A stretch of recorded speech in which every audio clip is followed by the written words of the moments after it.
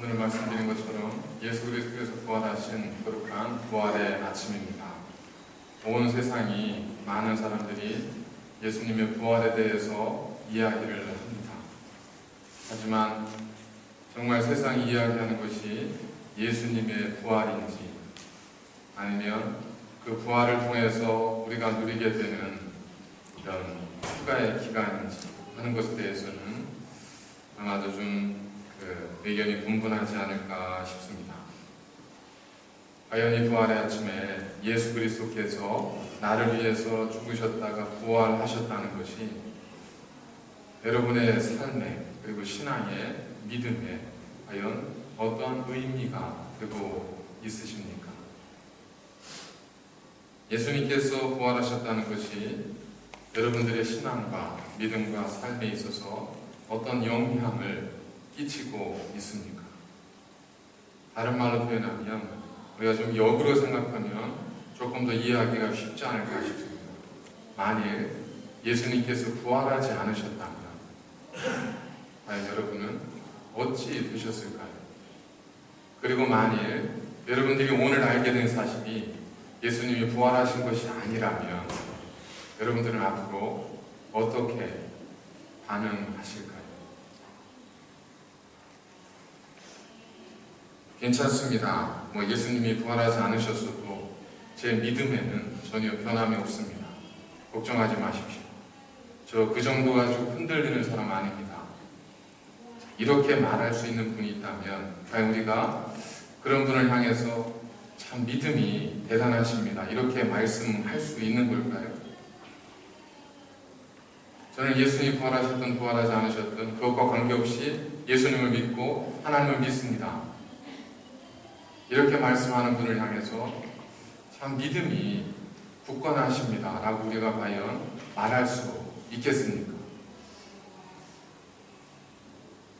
사실 성경이라는 것은 구약 하나님이 이 땅을 사랑하셔서 보내실 메시아에 대한 약속, 그리고 신약, 그 약속이 성취되어진 말씀, 그래서 구약과 신약으로 나누어지지 않습니다. 결국 메시아의 오심과 그분의 죽으시고 부활하시고 우리의 죄를 사하시고 죽음에서 이기심을 통해서 하나님께서는 그 모든 말씀을 다 성취하시고 이루셨습니다. 요한복음에 보면 예수님께서 나귀를 타시고 그리고 떡을 드시고 그리고 신포도주를 드시고 하시는 그 모든 일을 요한 기자는 어떤 말로 수식을 하고 있냐면 이는 주께서 그 모든 말씀을 응하게 하려 하십니다 그랬습니다. 그러니까 예수님께서 하신 모든 일들은 하나님이 약속하신 말씀을 응하게 하시기 위한 약속에 대한 성취로서의 삶이었습니다. 그 결정이 예수 그리스도의 십자가의 죽으심과 부활하심입니다. 그런데 우리가 만일 예수님의 부활에 대해서 설령 그것이 아니더라도 저는 개의치 않습니다. 제 믿음은 흔들리지 않습니다. 라고 말한다면, 다른 말로 표현하면 저는 예수님의 부활이 내 삶에 주는 의미, 예수님이 부활하셨다는 것이 내 삶에 주는 의미는 사실 아무것도 없습니다. 라고 말하는 것과 다르지 않다. 그리고 만일 부활하지도 않은 예수님 우리가 끝까지 믿을 수 있다면 도대체 우리의 믿음은 무엇에 근거한 믿음이겠습니까? 믿음은 곧 말씀에 대한 들음, 말씀에 대한 순종, 이것이 믿음인데 하나님의 약속의 말씀이 거짓인데 어떻게 그 안에서, 그 말씀 안에서 진실된 믿음이 나올 수 있겠습니까? 내가 과연 예수님의 부활을 어떻게 생각하는가 하는 것은 만일 예수님이 부활하지 않으셨다면 나는 앞으로 어떻게 될 것인가 라고 하는 질문을 우리 스스로에게 던졌을 때 우리가 어떤 반응을 보이는가 하는 것과 굉장히 밀접한 관련이 있을 수 있습니다. 사실 이 땅에는 예수님의 부활을 그렇게 신경 쓰지 않는 그리스도인들이 많습니다. 그리고 예수님이 부활하셨다는 것이 그렇게 큰 의미가 되지 않는 그리스도인들도 있을 수 있습니다. 부끄러운 고백이긴 하지만 지금 PCUSA라고 그 미국 장로교에서 세상의 법도 개정하지 않은 그 결혼에 대한 정의를 이 PCUSA에서 교단 헌법을 개정을 했습니다. 그 내용이 뭐냐면 사실 많은 사회도 일반 사회법도 동성애 결혼을 인정을 합니다. 호주도 동성결혼을 인정하는 주가 있지 않습니까? 그렇지만 그것은 인정을 한다 하더라도 결혼에 대한 정의는 전통적인 정의를 아직까지는 고수하고 있습니다.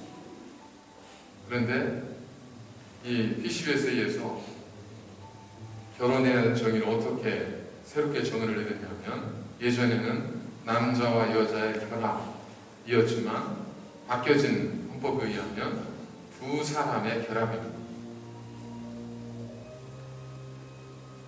그래서 지금 이 어떤 이슈가 그 미국 교계에 그리고 전세 교계에 굉장히 큰 이슈가 되고 있는데, 그래서 미국에 있는 교단의 목사님들, 그 목사님들에게 설문을 했습니다. 어떤 설문을 던졌냐면, 질문을 던졌냐면, 예수님만이 우리의 유일한 구원의 길인가? 라는 질문을 던졌습니다. 당신은 어떻게 생각하십니까? 예수님만이 우리의 유일한 구원의 길입니까? 라고 질문을 던졌을 때 미국 목회자들의 41%가 그렇다고 대답했습니다. 46%는 그러지 않을 수도 있다고 대답했습니다. 이것이 보여주는 것은 뭘까요? 결국 부활도 마찬가지죠. 예수님 부활했든 부활하지 않았든 내 믿음과는 저는 관계가 없습니다 라고 말할 수 있는 그리스도인들이 의외로 많을 수 있다. 그것이 의미하는 것이 무엇인지 그 의미를 우리가 생각해보지 않은 채 부활 없이도, 주님의 부활에 대한 어떤 진실한 고백이 없이도 내 신앙이 바로 설 수 있다고 고백하는 그리스도인들이 있다는 것은 저희들의 신앙이 정말 얼마나 하나님의 온전한 말씀 위에 세워져 있지 아니하고, 그리고 얼마나 사상두각처럼 공중에 떠있는 믿음이고 신앙인가 하는 것을 여실히 보여줍니다. 예수님의 부활은 우리의 신앙에 있어서는 그 비본질적인 요소가 아니라 그것은 본질적 요소입니다. 예수님의 부활은 하나님의 말씀의 완성이요 성취입니다. 그렇기 때문에 만약 예수님이 부활하지 않으셨다면 우리는 하나님의 모든 말씀이 우리에게 거짓을 말했다는 것으로 저희들은 받아들일 수밖에 없습니다. 우리의 믿음이 그 말씀 위에 서 있다면 결국 거짓된 말씀 위에 우리의 믿음이 서 있는 것과 다르지 않기 때문에 우리의 믿음은 심각하게 생각할 필요가 있습니다.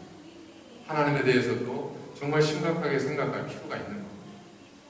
그런데도 불구하고 전혀 그런 것과 관계없이, 주님의 부활과는 전혀 관계없이 우리가 하나님을 믿고 예수를 믿는다고 고백한다는 것은 참 우리의 믿음을 다시 한번 생각해 보아야 할 때가 아닌가 하는 그런 의문과 경고를 우리에게 던지지 않나 하는 생각을 하게 됩니다. 그 사건은 지금만이 아니고 그 당시에도 엄청난 일이었습니다.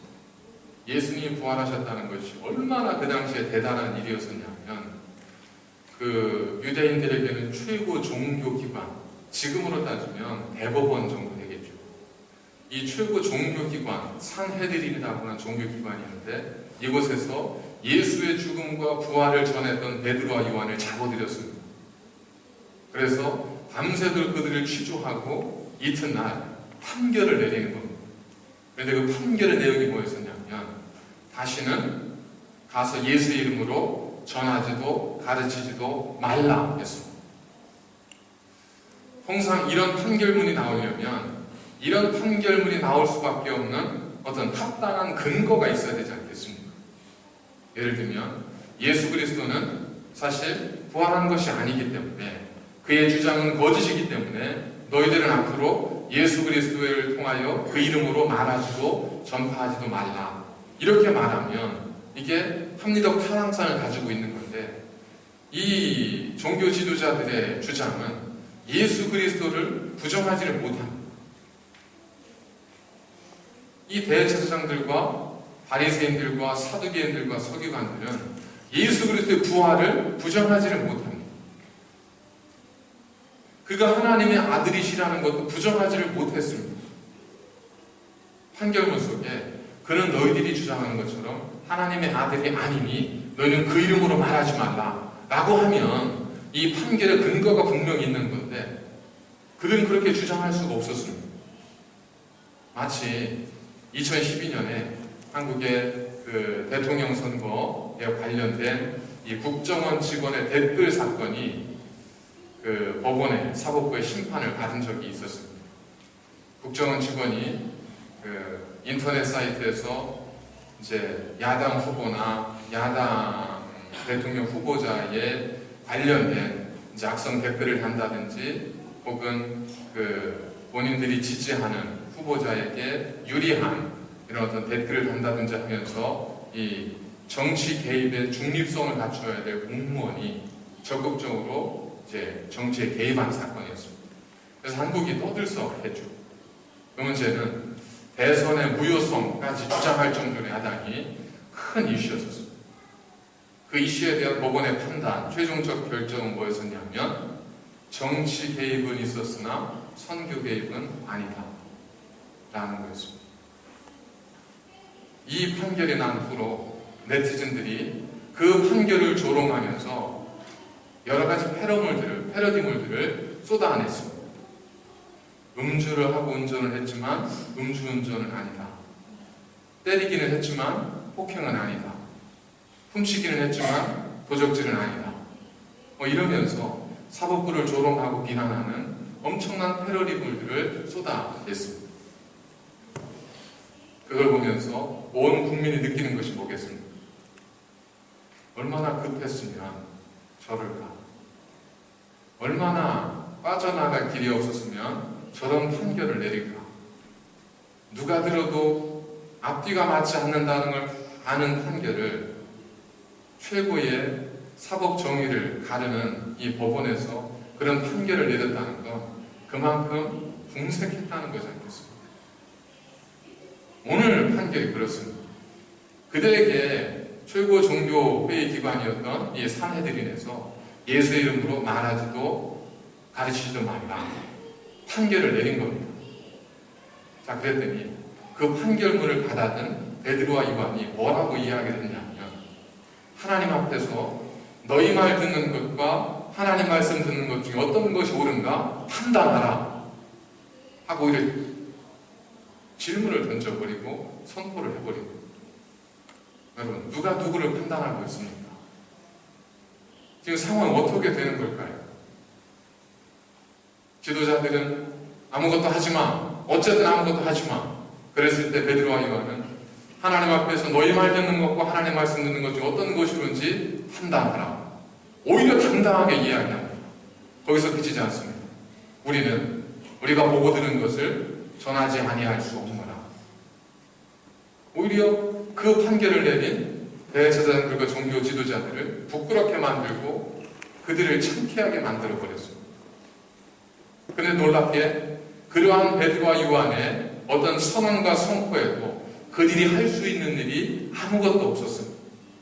그들은 그냥 그 얘기를 듣고 어쩌면 판결을 내렸으니까 하고 그들을 놓아줄 뿐이었습니다. 그러니 그들의 입장이 얼마나 궁색하고 얼마나 난처했겠습니까? 저는 역으로 그들이 보았던 것, 대제사장들과 바리새인들과 사두개인들과 서기관들이 보았던 것, 그것이 우리가 부인할 수 없는 예수 그리스도의 부활의 증거이지 않겠습니까? 과연 그들이 본 것은 무엇일까? 본문에 보니까 세 가지를 보았습니다. 첫 번째, 그들이 본 것은 뭐냐면 베드로와 요한이 담대하게 말하는 것을 봤습니다. 베드로와 요한이 누군지를 이미 모두가 알고 있습니다. 저들은 그토록 예수님을 따라다니는 자였었지만 여종의 추궁 앞에 3번씩이나 예수님을 부인하고 정작 그 스승이 십자가에 달려 죽을 때에 모두가 도망쳤던 자들이라는 것을 너무 잘 알고 있었어요. 그런데 오늘 보니까 그들이 놀랍게도 자신들 앞에서 최고의 사법 기관 안에서 그들이 너무나 당당하고 담대하게 자신들의 논리를 논리적으로 설명할 뿐만 아니라 그 모든 것들을 어떤 것도 두려워하지 않는 담대함으로 선포하는 것. 그 모습에 이 종교 지도자들이 움찔하고 당황스러워하고 두려워하게 되었습니다. 우리가 쥐도 코너에 물면, 골목에 물면 그러면 그 고양이를 문다 그러지 않습니까? 쥐도 고양이를 물지만 그렇다고 해서 쥐가 고양이를 이기는 건 아니지 않습니까? 마지막 순간이 되면 생존의 본능으로 어떻게든 살아나고 싶은 마음으로 자기도 알지 못하던 초인적인 힘이 발휘되어질 수도 있습니다. 만일 이 상황이 그러한 상황이었다면 초인적 힘은요, 이렇게 생존 어떤 본능적으로 나타나는 이 초인적인 힘은 특징이 있습니다. 지속성이 없습니다. 한 번 큰 소리 지를 수 있습니다. 한 번 외칠 수 있지만 지속적으로 그 소리를 내는 것은 불가능합니다. 왜냐하면 그것이 그 사람이 가지고 있는 어떤 인간이 가지고 있는 잠재되어 있는 초능력인 어떤 초인적인 힘이 될 수 있을지 모르지만 그 사람이 가지고 있는 내면의 인격의 지성의 경험의 바탕을 둔 어떤 것이 아니기 때문에 그렇습니다. 만일 베드로와 요한이 그런 호기를 가지고 외쳤던 소리였다면 아마 이 종교 지도자들이 그 상황을 이렇게 부끄럽게 마칠 수는 없었을 겁니다. 왜냐하면 한 방 먹었지만 정신 차리고 나서 너희가 어딘 줄 알아 하고 아마 또 다른 논리로 주의 부활을 부인할 수 있는 논리로 그들을 윽박질렀겠죠. 하지만 그때 그들이 할 수 있었던 일은 아무것도 없이 그냥 놓아주는 것뿐이었습니다. 이것이 바로 예수 그리스도의 부활을 강력히 증거하는 그러한 증언이 될 수 있다는 겁니다. 다윗이 블레셋 군대 앞에 섭니다. 골리앗을 앞세운 블레셋 군대는 이스라엘 군대를 모멸하고 멸시하고 하나님을 멸시합니다. 그러나 누구도 그 블레셋 군대 앞에 골리앗 앞에 나아가지를 못합니다. 그때 다윗이 어린 소년이 물맷돌 2개 들고 당당히 나갑니다. 죽을 줄 알고 나갔던 다윗이 놀랍게도 물맷돌을 가지고 골리앗을 넘어뜨립니다. 그 순간 어떤 일이 벌어졌습니까? 놀랍게도 지금까지 주눅들어 있었고 지금까지 뭉치려 있었던 이스라엘 백성들의 진영에서 함성 소리가 터져나는 거예요. 그리고 지금까지 기세가 당당했던 블레셋 진영에서는 갑자기 군인들의 사기가 떨어지고 그들이 칼을 놓고 방패를 놓고 도망치기 시작합니다. 결국에 이스라엘 군대가 쫓아가서 블레셋을 물리칩니다. 여러분, 도대체 뭐가 이토록 비겁했던 이스라엘 군인을 담대하게 만들었습니까? 다른 것이 아니었습니다. 우리에게는 골리앗을 물리치는 다윗이라는 장수가 있다는 것. 그들이 보기에도 블레셋 군대가 보기에도 저 군대 안에는 골리앗을 넘어뜨리는 위대한 장수가 있다는 사실 하나 때문에 그들이 그 순간부터 두려워 떨게 됩니다. 예수 그리스도께서 부활하셨다고 하는 그 증거는 바로 그 부활하심을 믿는 자들의 삶의 통해 나타나는 담대함. 우리가 능력이 있은 것이 아니고 우리가 힘이 있는 것이 아니라 나의 등 뒤에서 예수 그리스도께서 죽음까지 이기시고 부활하신 예수께서 나를 지키시고 나를 보호하신다고 하는 그 확고한 믿음이 베드로와 요한으로 하여금 어떤 곳에도 두려워하지 않게 만들었습니다. 바로 이 베드로와 요한의 담대함이 종교 지도자들이 보았던 예수의 부활의 분명한 증거였다는 것. 그렇다면 우리도 부활의 신앙을 가지고 있다면 우리에게 있어야 하는 것은 이와 같은 담대함. 칭찬이 올해도 춤추게 한다는 것처럼 예수님의 부활의 신앙은 연약한 자도 담대하게 만듭니다. 우리는 그것을 통해서 예수 그리스도의 부활하심을 우리가 확인할 수 있습니다. 한번 뜨겁게 기도하고 성전문을 나서는 분과 대화를 나눠보십시오. 그분에게 불가능이 있을까요? 그분에게 연약한 게 있을까요? 기쁨의 찬양으로 하나님께 영광을 돌리고 세상으로 나아가는 그리스도인들에게 가서 물어보십시오. 그들에게 두려움이 있을까요? 없는 이유는 기도와 찬양과 하나님과의 만남을 통해서 그들의 마음속에 부활의 주님, 능력의 하나님을 고백하기 때문이지 않겠습니까? 두 번째로 그들이 보았던 것은 그 제자들이 전에 예수님과 함께 있었던 것을 그들이 알게 되었습니다. 그들이 알았던 제자들은 말씀드린 것처럼 유약하기 짝이 없는 그러한 정말 볼품없고 비겁한 그러한 제자들이었었습니다.